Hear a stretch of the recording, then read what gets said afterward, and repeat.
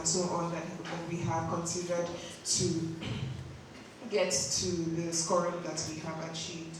So on the screen is lots and lots of text. And I find that presentations can get quite boring if it's just text. So I will just pick out some essential elements. So rice, for example, as Kun had again mentioned, Nigeria is Africa's largest producer of rice. However, we're still a net importer of rice. So what does that mean when we begin to think of competition? In recent times, the price of rice, I think in the past 10 years, the price of rice in the market has been on the increase. There's also the government policy that bans the importation of rice. And so the government in that way had sort of pushed or encouraged the local rice economy to grow, putting incentives, tax incentives for rice manufacturers and rice processing companies to ensure that sustainability within the rice value chain is encouraged. So when we think in terms of trade, we think in terms of the competition with the regions, or I think perhaps the biggest competition in terms of rice would be with Asia. We have then come up with this ranking. So for market demand, we have a 3. For competitive advantage, we have a 3 as well. The upgrade potential, when we think about the yield per hectare, the Nigerian average is 3 times less what is applicable in Asia. However, there's a potential to improve that. I don't know if we have anyone from perhaps the Rice Manufacturers Association or any of the organized sectors that deal with rice. But you see that there's quite a bit of government effort and also private sector investment to encourage things such as improving the inputs that goes into rice production and rice manufacturing to ensure that the productivity and the overall output from that value chain is maximized and reaches its full potential. And then when we consider the next step, which is, can we go to the next slide? The systemic impact. We have quite a number, or the overwhelming majority of those that are working in the rice value chain that are smallholder farmers. But the truth is, this is quite similar across multiple value chains. When you think about cassava, it's the same thing. Even when you think about cocoa, it's the same thing. Although with cocoa, you can say that they are the aggregators that pull together, that buy from the smaller farmers and then process or in most cases export. But we, to a very large extent, still practice subsistence agriculture within the Nigerian context. And this, to another large extent, affects the number of MSMEs that are existing. In some other climes, for example, you would see that there are larger companies that are taking hold of these very significant value chains, such as rice and the grains, like maize and so on. So we need to think about what investments are available at the moment, and is there a potential for investment to create additional jobs. So if there's additional investments into the processing of the different value chains, we take rice, we take cassava. Okay, I think a good example would be cassava. Our largest competitor in terms of cassava as well is also Asia. So not only do they cultivate, they also cultivate and produce or process or transform the root tuber into different byproducts that have industrial application. So you have them making cassava starch, cassava flour, and all these, the ethanol as well. These derivatives have very significant importance in the industrial sector. They have applications also in culinary and gastronomy, and in multiple other applications as bioethanol.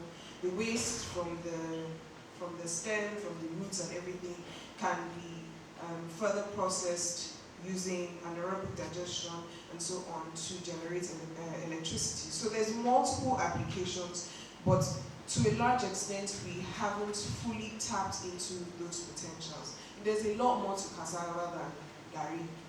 For example, how much gari can we possibly eat? Although we do eat a lot of gari, you'll be surprised what the numbers are. but we need to, we need to begin to think about what are the next steps beyond what we are currently doing, and what are the investments that are on ground, how do we open doors for additional investments to ensure that we're maximizing these value chains further.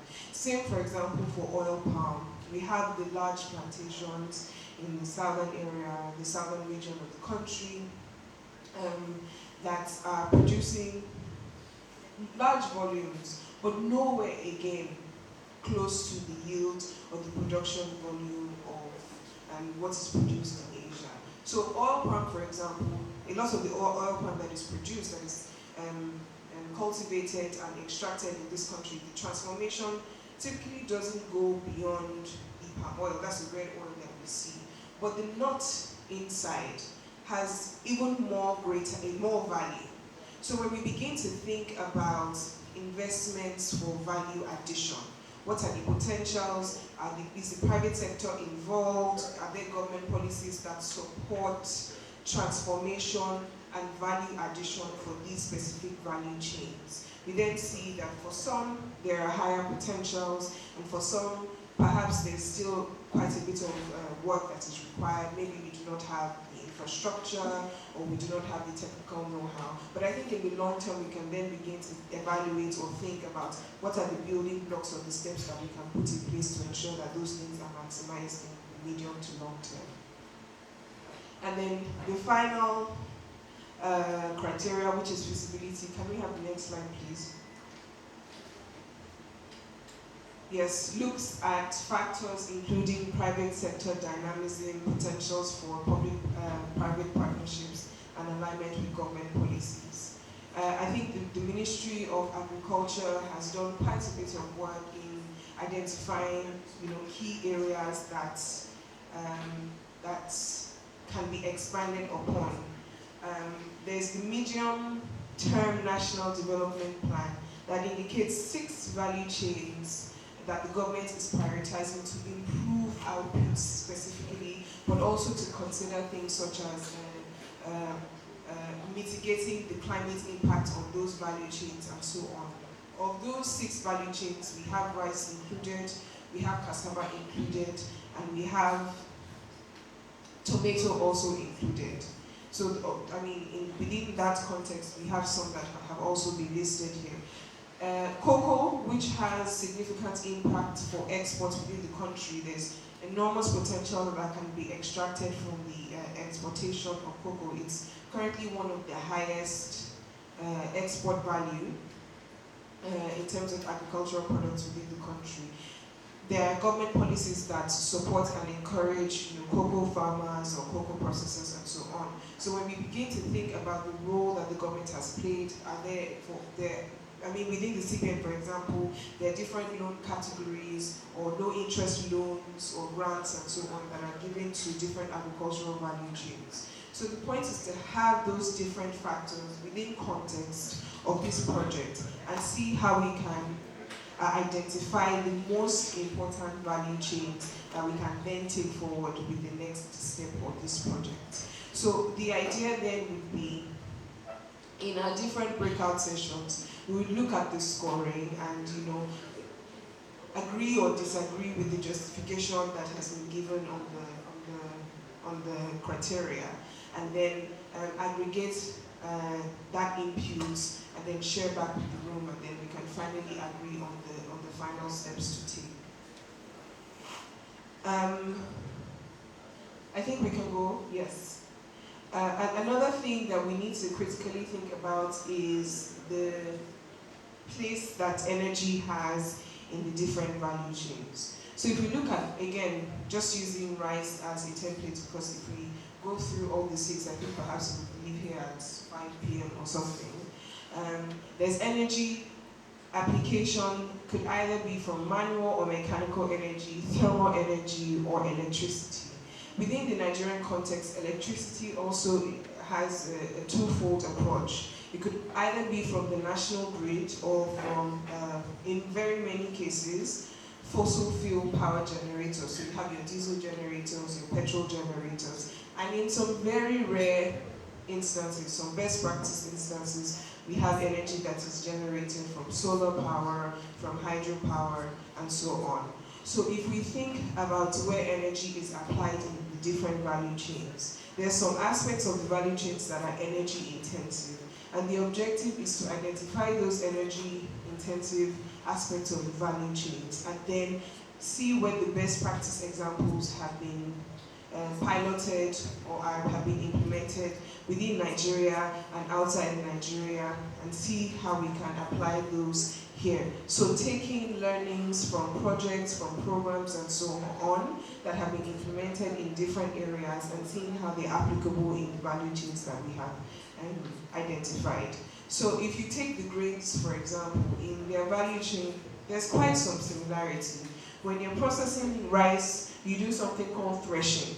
When you are processing maize, you do the same threshing when you're working with the maize grains. You do milling as well in rice and also yam.